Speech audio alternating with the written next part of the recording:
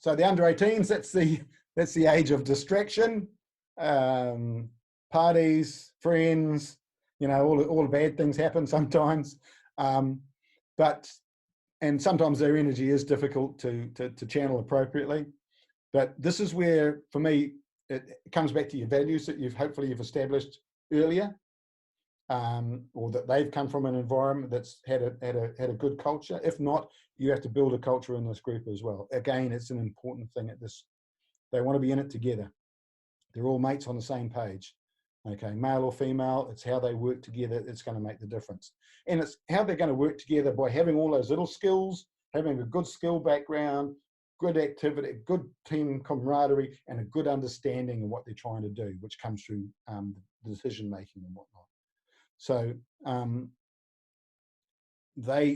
I focus here on a bit more tactical awareness, options and variations in our unit, and keep things moving. You know, I learnt about the whole keep things moving probably a bit later than I should have, because players who have worked with me before know that I can get stuck on having a bit of a chat. So we need to make sure that we keep the activities moving. So if we're prepared and we've got our plan sorted before we've got to training, it's far easier to keep things moving. You know, at this age too, with a bit of luck, you've got somebody helping you. Okay. And if you're in an academy environment or something like this, you also have the benefit of hopefully video footage or somebody with an iPad or an iPhone taking some footage for you. So those are big things to help things keep moving. Okay.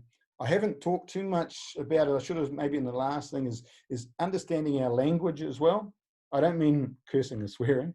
I mean our language about what we're trying to achieve, because with it goes right down through the ages, actually, even to the small guys. Simple rugby terms that we know and use might not make sense to the kids, or it might send a false picture. People who've worked with me on tackle, you all know that I'm not a big fan of using the terms step into the hoop and things like that. I understand it, but as a young player might not understand it. And what we end up often getting, and I might do this in a tackle seminar I'll do, is we end up getting that long stride because they think, oh, I've got to step into the hoop. So they long stride to get it, and then there's no chance that they can ever push off their front foot from that long stride. So they try and push off their back foot in the tackle, for example, and then they're going to twist and turn and lack the impact that we're trying to get.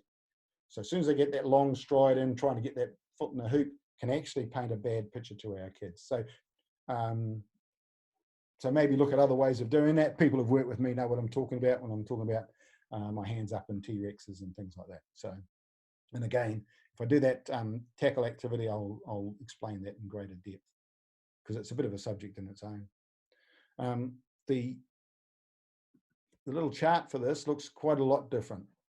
And again, this is something that I've changed in recent times, and that's the large section over here of team skills, because that's where you need to be spending most of your time, because you are now a team. If you've sorted out your skill level and they're executing them under pressure, the stages of the drills that you should be doing should also then be drills that build on those skills. So those skills are involved in whatever drill you're doing. So it needs to be relevant.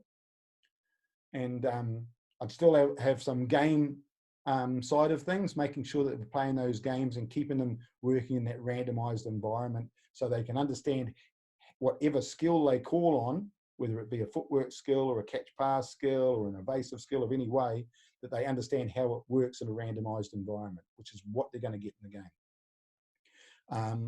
The unit skills here would build upon them for the match situations. That's when you might do a little bit more kick receipt or something like that. Our back three might work together, for example, on high balls and kicking activities. Okay, midfielders might work with loose forwards on tackle jackal and activities like that. So those sort of the unit skills that I'll be looking at, plus your stock standard lineouts and scrum to work with the big boys. And then in the team skills, it all comes down to scenarios to put them under pressure, understanding what it's going to be doing. What do they do from transition, for example? Not really a big deal in the earlier grades, but transition becomes a big thing because the defenses and the attacks will hopefully be better at this age. So the chances of you stealing a ball back, you need to have a plan to what you're going to do when you get it. So when you transition from defense into attack, you need to understand where you're going and how quickly you're going to get there. Now, for transition activities, that's where the term winning the race really comes into full meaning. Understanding that the quicker I can do something, and that's why in the 16 age group and that I said about making sure there's no downtime, let them get used to operating quickly, fast, all the time, bang, bang, bang, bang, bang, learning to move quickly. Now, I understand in some of the countries where rugby isn't the major sport, that's difficult to do because often you'll be getting 18-year-olds coming into your environment who haven't played much before or haven't had that backlog of information and stuff like that. So somehow, as a coach, you need to make sure you have time to do that. 18-year-olds and thereabouts, and 16s as well, if you have an opportunity to squeeze one day in, one whole day before the season starts, where you get them all together, whether it's a barbecue, meet mum and dad, whatever, and that you can squeeze in and get a little bit of the background work sorted out, then that there could actually pay dividends later in the season. I've done this with teams that I've gone into at that age group. It's like first 15s who have first 15 camps. It's the same sort of thing. So get them into an environment where you've got them for the whole day. A camp is great if you manufacture a camp where there's an overnight and the next day, perfect. Just so you can just spend that little bit of time working on the skill activities that then help them build into those drills. So once they start to play, it's like a rapid growth session. It's fully immersive. And if you have the resources to do that and you've got good people to do that, I'd have a crack at it if you can. It's also a good way, if you're working with kids, it's a good way to get to know their parents if they're the ones that are still at home or they're at that age. It's a good way to get to know their parents, and their parents get to know you as well. It's a bit risky, eh? A lot of coaches don't like that, fellas. We're not, anybody who coaches at school level, we're not happy about the parents getting to know you too much sometimes, because the parents can be quite challenging at times. But, again, come back to your values and standards. I'm just going to be honest. I'm going to tell you up front, and that's how it's going to be.